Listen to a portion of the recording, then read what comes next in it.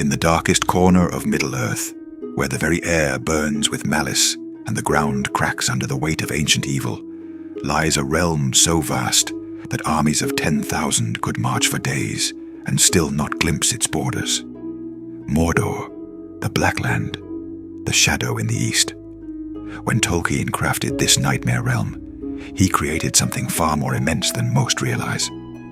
Today, we pierce the veil of shadow and reveal the true scope of Sauron's domain, and you'll never look at your own world the same way again.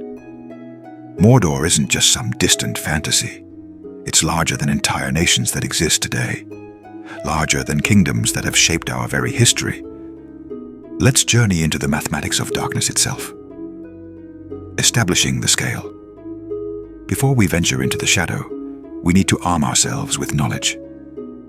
Tolkien, meticulous as any scholar, provided us with precious clues scattered throughout his writings.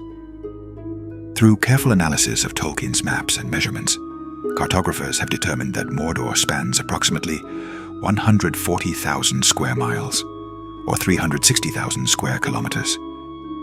This figure comes from the most detailed cartographic studies of Middle-earth, including the work of renowned Tolkien cartographer Karen Wynne Fonstad.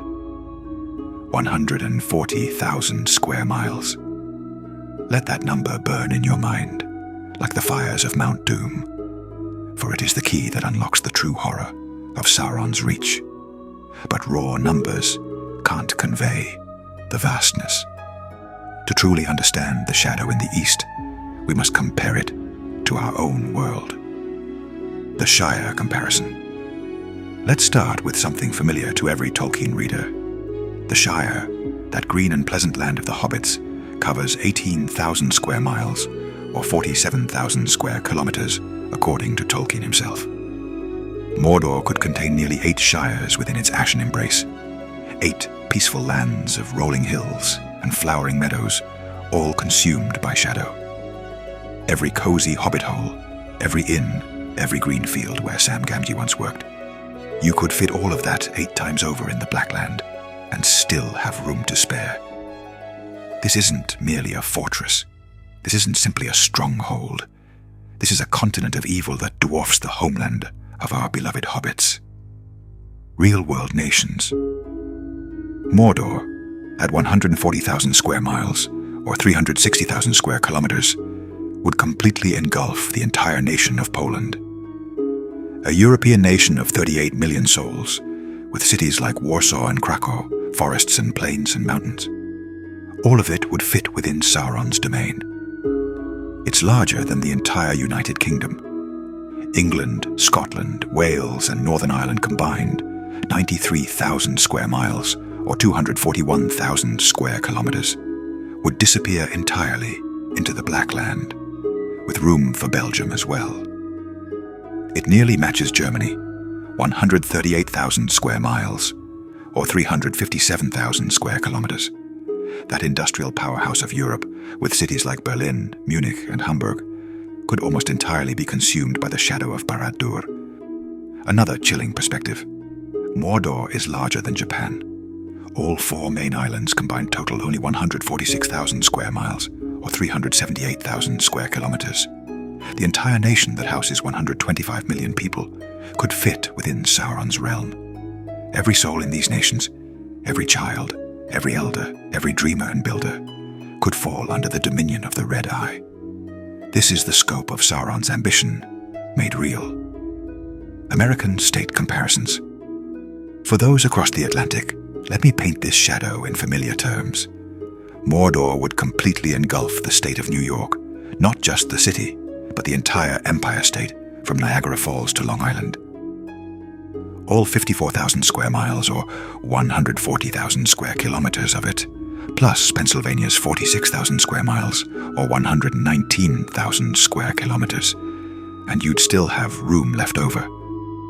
It's just slightly smaller than Montana, that big sky country at 147,000 square miles, or 381,000 square kilometers. Imagine that vast expanse of plains and mountains, but instead of open skies, an endless canopy of smoke and ash. California covers 164,000 square miles, or 425,000 square kilometers. Mordor would claim 85% of the Golden State, from the Oregon border nearly to Los Angeles. Most striking of all, the entire eastern seaboard from Maine to Georgia spans roughly 140,000 square miles, or 360,000 square kilometers. Every major East Coast city, Boston, New York, Philadelphia, Washington, D.C., Atlanta, all the centers of American power and culture, consumed by the Dark Lord's influence. What did it truly mean for Frodo and Sam to cross this wasteland? They traversed a distance equivalent to walking from London to Rome, from Paris to Warsaw, from New York City to Denver, not along comfortable roads with inns and provisions, but across a hellscape of ash and stone, where the very air seeks to poison your lungs and the ground burns beneath your feet. For perspective, if you drove non-stop at highway speeds across Mordor's width, it would take you nearly 4 hours. 4 hours of unrelenting shadow, of orc towers and slave camps, of sulphurous pools and razor-sharp stone. Sam and Frodo walked this distance, in a land designed to kill hope itself. The eucatastrophe, the sudden turn to joy at Mount Doom, becomes all the more miraculous when you realize they achieved it in a realm larger than entire civilizations. The implications. This vastness reveals the true genius of Tolkien's vision. Sauron wasn't merely a dark wizard in a tower. He was the ruler of a realm that could match the greatest empires of our world. Consider the logistics alone. Feeding armies across such distances, maintaining fortresses separated by hundreds of miles, coordinating the movement of millions of orcs and slaves across terrain that would challenge modern militaries. The industrial might required to arm such forces. The sheer administrative complexity of governing such a realm. Sauron wasn't just powerful. He was running a dark civilization that rivaled Rome at its height. This is why the War of the Ring was never truly hopeless. Against such overwhelming scale, victory could only come through the smallest of agents carrying the smallest of objects, to the one place where size meant nothing. Conclusion.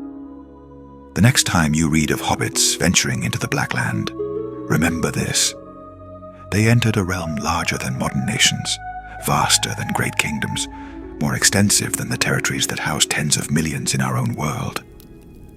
Mordor was not just a destination, it was a continent of despair. And yet it fell, not to the mightiest armies or the greatest kings, but to the smallest of peoples carrying the greatest of burdens. In our world of vast nations and sprawling empires, there's a lesson here. Sometimes the greatest victories don't come from matching scale with scale, but from finding the one small point where everything changes. For even the vastest shadow can be conquered by a single flame. Until next we meet by the fire of memory and lore, may your journey be free of shadow, and may you never underestimate the power of the small.